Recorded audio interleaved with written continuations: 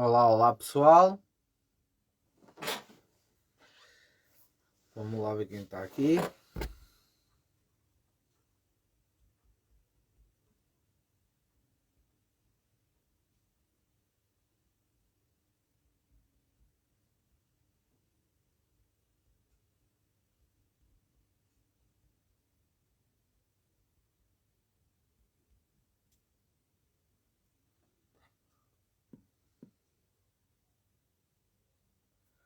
Ok, ok.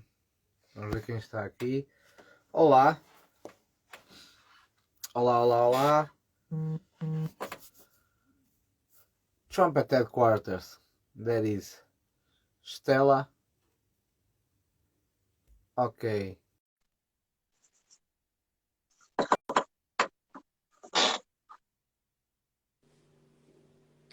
Hello, Estela. You alright? Hi, Luis. Hey, How cool. are Can you you? hear me? Can you hear me? Yeah. Good. I can Yeah. hear you Can you too. hear me okay? All Awesome. right. Awesome. Awesome. Escuela Trombón. Saludos desde Latinoamérica. Saludos, hermanos. Saludos, hermanos. Muchas bendiciones. Saludos. Um, Saludos. Hola. Okay, Stella. I love your name? That's the first thing. One of my best friends from my childhood was Stella. Can you tell us a bit about you? Where you come from? Of course, your name is Latino, so your name is Stella Aragon, but you live in America, innit? So tell us a bit about you, your story, your background, and how you did start on the trumpet. Sure. Absolutely. So, my name is Estela. Estela Aragón, with a proper Spanish accent, or Estela Aragon, which is what I'm called here. I'm from Peru. Actually, I grew up in Lima, which is the capital of the country, and I moved here to the United States with my family when I was 10. So I've lived here two-thirds of my life already. So I started trumpet shortly after we arrived. I think it was probably about a year later. It was kind of an accident. I didn't speak English at all when I first came here.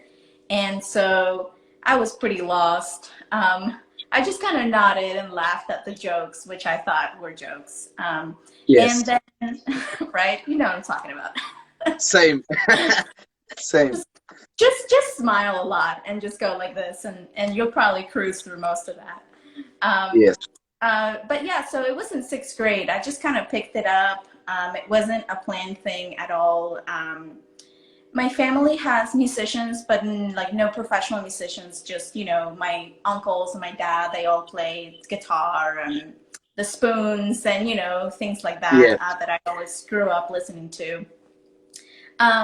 But I started in sixth grade with like a 2-week trial. It was this band thing they would do where they would bring you into band for 2 weeks and then give you an instrument. And it was just to try it. You didn't have to be in the class. And I really liked it. I picked up to the trumpet really quickly. So the teacher seemed, oh, she can play a note on the first day. Cool. Let's keep her, and he sort of just took me Yes. in. And after that I joined, and eventually it turned into an obsession and a passion and a career. So Yes. That's awesome. Let me ask you, do you know if you have any ascendants? You are coming from Peru, from Lima, and you look a lot like the indigenous people. I don't know if you know what I mean, the old ancient people from Peru. Do you know if you have any connection or not? well, officially no, officially I don't know. You look My so much. grandfather, my well, I have part of the family that are like Filipino. My grandfather was from the Philippines, so All right. there is some there. And I have one of those DNA kits that I got for Christmas, but I'm just terrible at getting it done. So I'm waiting, but I do know that there's some ancestry from the Philippines, China, and southern Spain. So we will see what comes out. All right. Okay, okay. Then let me know. Let me know as well. Okay. So that's really funny how someone goes from Latin America, and we know the life in Latin America is harder than is in the United States. And when you arrive so young with a family, I'm sure your family went to fight for life and give you a better life as well. And then you pick up an instrument.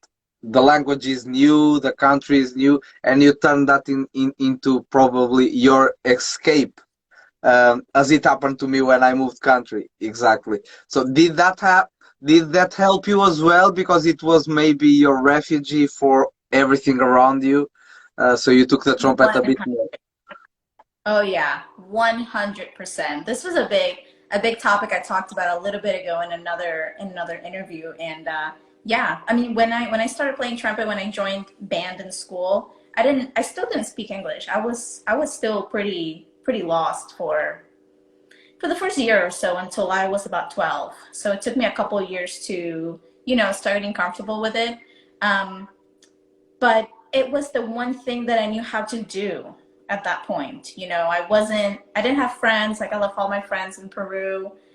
It was all pretty overwhelming. The culture was so different. And it was in band that I started making my first friends. So it was definitely a refuge and just a comfortable place where I was like, okay, I can fit in here for sure. Yes. And Absolutely. It's definitely hard. It's definitely hard. Yeah. thanks God that you did take the trumpet. So I love your job. I love what you do and the way you built the trumpet headquarters. Yesterday I was reading a bit more. Try to find your real name because everyone knows you, but try to find your real name. And I didn't want to ask. So I went to the website and I've been reading everything. And it's pretty awesome how many people you taught already, and especially when you are a girl, a lady, a female trumpeter, and you have a so sweet way to be. Your style is so naturally sweet, but then you have all that rules and all your work we can see is so well divided and methodic. How did you come with that course? Because it's amazing the way you did it. How did you come with that? So I started Trumpet Headquarters back in 2015. At the time, I was already teaching privately, so teaching is a huge passion for me. I love teaching. I love playing, and I used to gig a lot more, and like a lot in my master's degree and things like that. But over time, I really had to pick a route to really focus all my energy and attention to. So I was like, okay, I'm gonna do one thing really well, and of course, I play every day, but it started just out of I was just trying to help people because I was teaching a lot and I was running out of times to teach more people. So I would get some applications like, hey, I want lessons with you, but I'm available on Wednesdays at 5 p.m. Everybody wants Wednesday afternoon for some reason. It's like everyone's favorite day to take lessons. Yes. And I just over and over I had to say, I'm sorry, but I don't have room. I'm sorry, but I'm full. And so eventually I was like, okay, well, what if I had a sort of a waiting area, where people could go and like see some videos to get started while I free up some space. Yes. And that was sort of how it began. Then I decided to add all the resources, like as many as I could about trumpet. So mouthpieces, trumpet brands, music, players, I mean, you name it, it's probably on there. Yes. And I thought I'm going to make all of this free and just provide some good education because there's just so much confusing stuff on the internet on trumpet playing. Exactly. God, don't learn from YouTube, please. Don't do it. Thank Um, you. Thank you. and and so then I started building the website, and about 2 years later, probably in 2017, I really started to work on the website. It was all brand new to me, so I had to learn how to build, graphic design and websites and video editing, audio editing. I mean, everything that goes into that.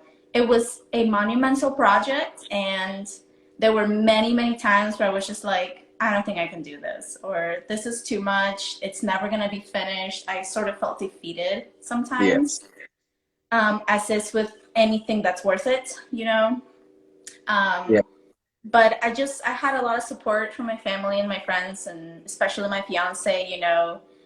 She was just like, keep going, just do it one little bit, step at a time, and you're gonna That's slowly be done, you know. And it just went from there. And then I just started building it one video at a time. yes. And thank you for everything you have there. It's really important. And as you say, is much better than letting people go to YouTube to learn. Please stop that. That's rubbish. You're gonna learn just bad things, and you because people doesn't know how to filter.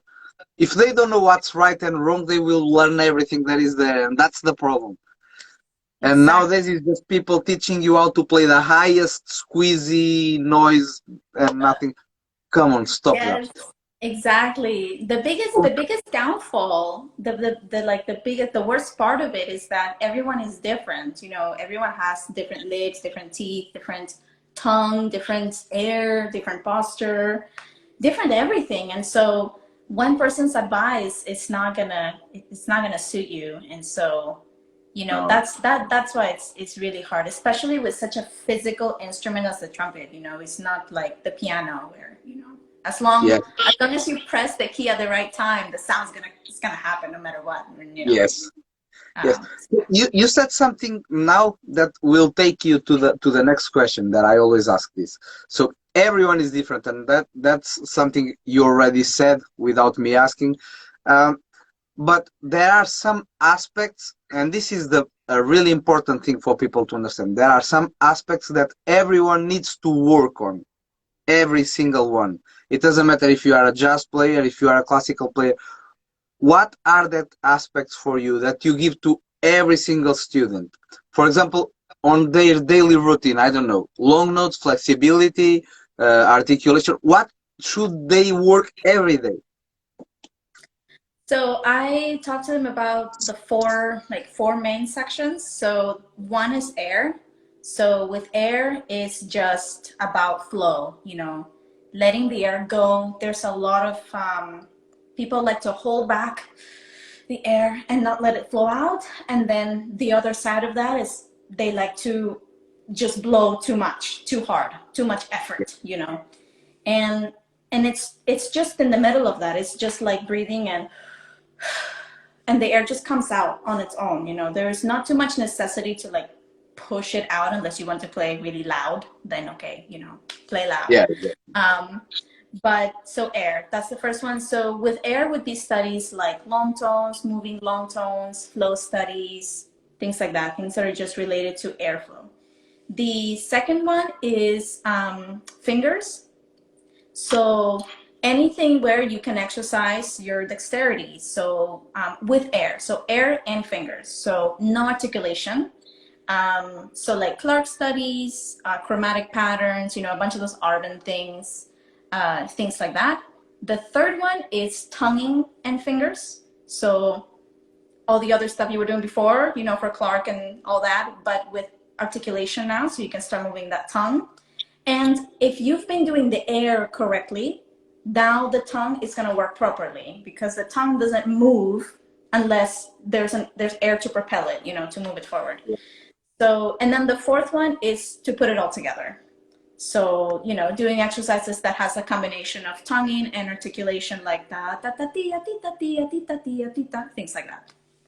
And those are yes, just four main things that I put into the daily like warm up or routine. And I always include a warm down as much as the student can do, depending on their level, a warm down that just brings everything back down to the lowest possible register, pedal register if possible.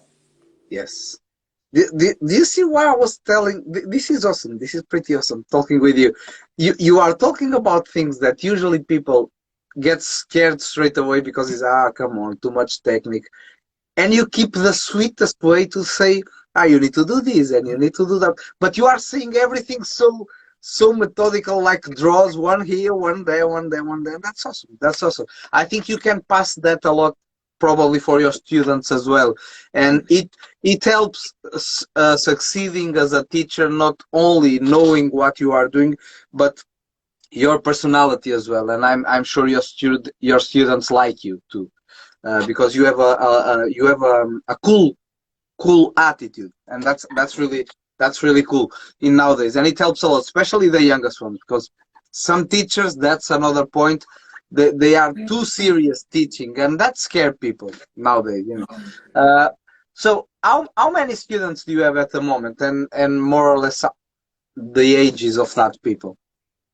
Right now I'm sitting at about 23 for my private students. I mean, this is just for my private studio is a different business. It's called Music Fit Academy.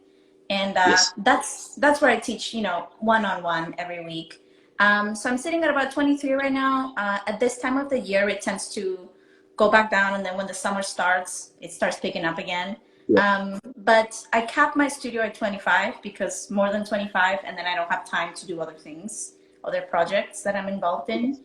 And then on Trumpet headquarters, I have about 50 students right now.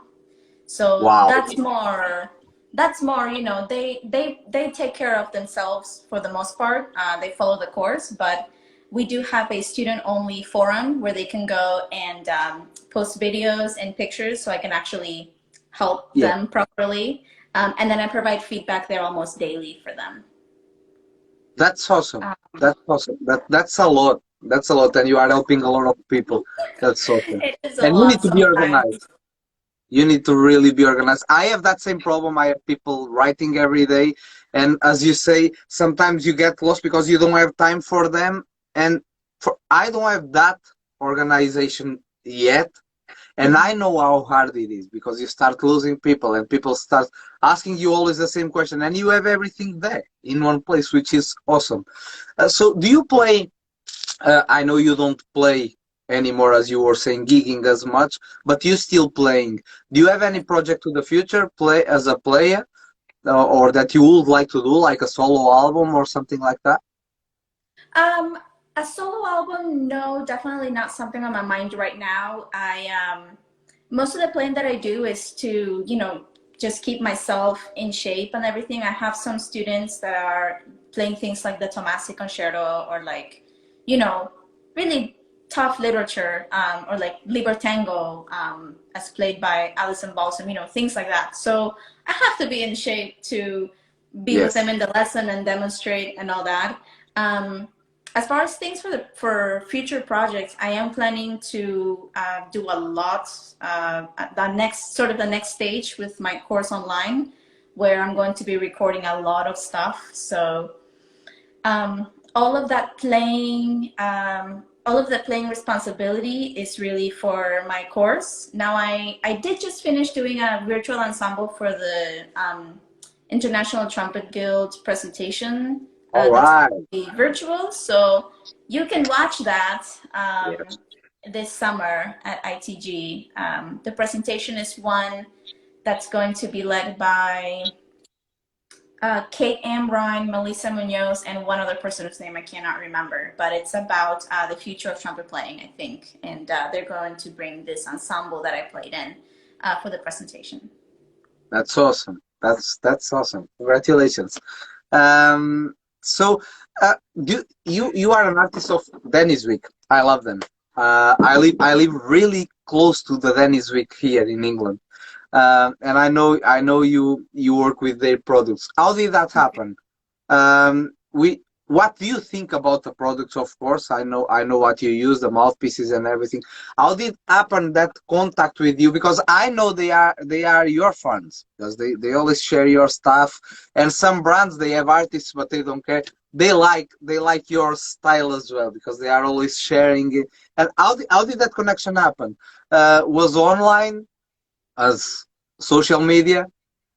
So that actually started, I was contacted by Mary Galimi, who is currently the artist relations manager and the social media manager for Denis Wick. It happened, I think, about 2 years ago. I think I was contacted by her. She came across my website. She just came across trumptheadquarters.com, and she loved the content. She was like, who is this? And so she found me. and she basically recruited me, and Yes. she said, you know, we'd like you to be involved with Denis Wick. We could send you some product and see if you like it. At the time, I was playing on a really great Curry mouthpiece, and which I love. I love Curry. It was a great piece. And so they sent me a bunch of mouthpieces. They sent me like 8 mouthpieces. So I had to try them all, and that was a Yes. little overwhelming. But I was able to rule out 5 of them right away. And then it was just at the end, I was with the one that I picked, which is this one here. This is the American Classic 3C. Oh yes. It was this one, the Maurice Murphy 3C, and I think it was just like the Denis Wick Classic. Yes. The Maurice Murphy was great, and I loved all of their mouthpieces. So their products are they're just great. They're just They are. fantastic. They are. Yes. And so I picked this one in the end. I felt it just had the most versatility for me. The Maurice Murphy, it lit up real fast. So I felt like I didn't have enough control. Like I barely put my foot on the pedal, and it just like, Yeah. you know, I it played just with kind that of, one. I played with it as well for a while. The gold one, and it goes up too fast. That's right. the thing.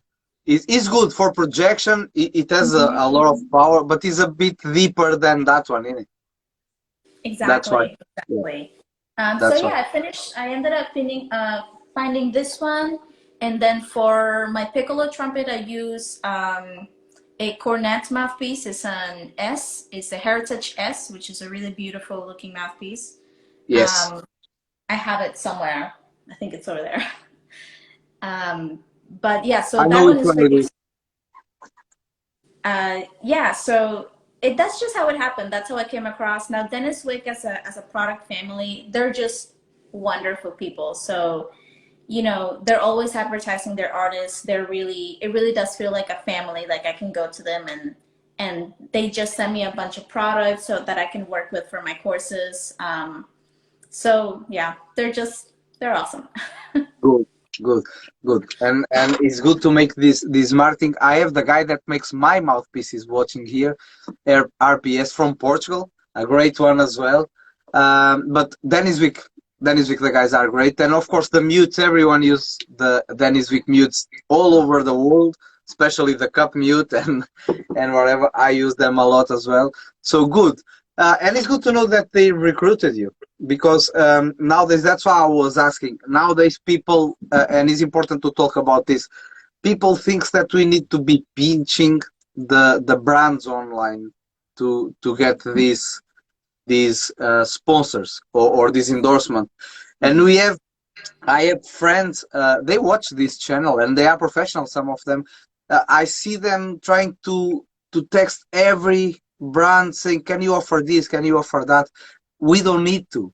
We don't need to. I have a few as well, and it's so good to see. And of course, if they saw your job and what you said, they saw your website. Your website is amazing. So your job paid off. That's it. So Exactly. that's what Right. we need to do. Exactly. That's what we need to do. And of Absolutely. course, I always tell everyone, I have a couple of students that are like professional level students, and they ask me these same questions, like, how do I get this? How do I get that? yes, And I just tell them, you know, you don't have to yell. You can just let your product yell.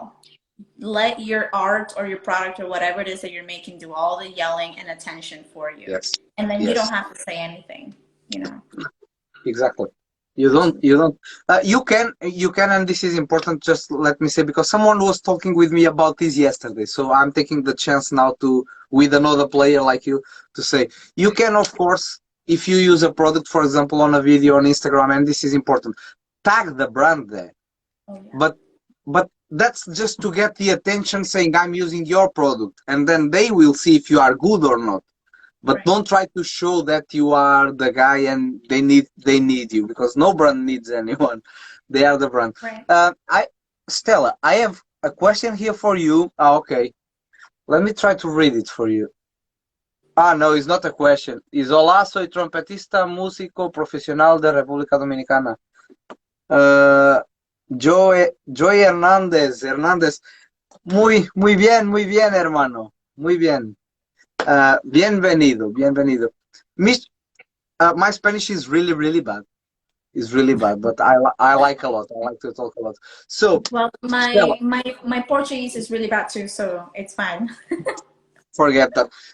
Are you in contact with the guys from JTF Festival in Brazil? No, not. You are not? Mm-mm. I will sort something out for you. Will be nice. No worries. After the interview, we will. The guys, they are making one of the biggest festival. Pay attention. 70 artists, almost 80 now. The best in the world, all of them. And you should be there. You should be there because it will be great. I will sort it out for you.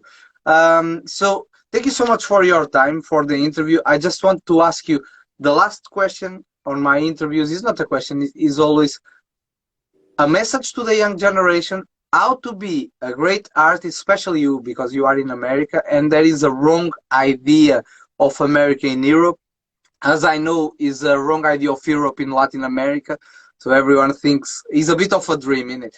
Uh, how to be a successful artist or teacher or whatever without thinking that is just needed to play well, because playing well doesn't matter if you are an awful person, if you are not a good colleague, if you are not humble, it doesn't matter. And we are online in a time that is good players everywhere, but some of them no one wants to play with them Right. because they are just showing off. Do you know where I'm getting in? So can you give a good message to the young people?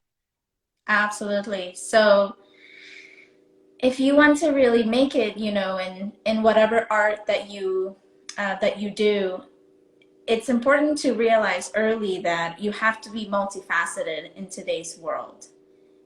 Things are really different now, and so you can be the best, let's for example, trumpet player in the world. But if you just play in your basement all day and nobody knows about you, then nobody knows about you. So you have to have some business sense and get online. There is so many resources available for free now on how to market yourself, how to get comfortable with social media, how to have a website. If you don't have a website, then it's like having a store without a door. It's, you know, it doesn't make Exactly. sense. People will maybe see you, but if they can't come in and talk to you, then how are Yes. you gonna get big? Exactly. So and dream big. Nothing is impossible. Some things are very difficult, but you can do difficult things. Stella, you are amazing. Thank you so much. Thank you so much. It was really cool to meet you, and I hope to meet you in person. And I will contact now the guys from Brazil about you because I really think they are our partners, good friends, and I really think you should be there. So let me Thank sort that you. out for you, okay? No, thank Thank you. you so Thank so you. much. It was Thank an you, honor. Luis, for the interview, and thanks to everybody that came in. I appreciate it so so much. I will share this now on YouTube and Facebook, so see you later. Bye bye. Ciao. Bye.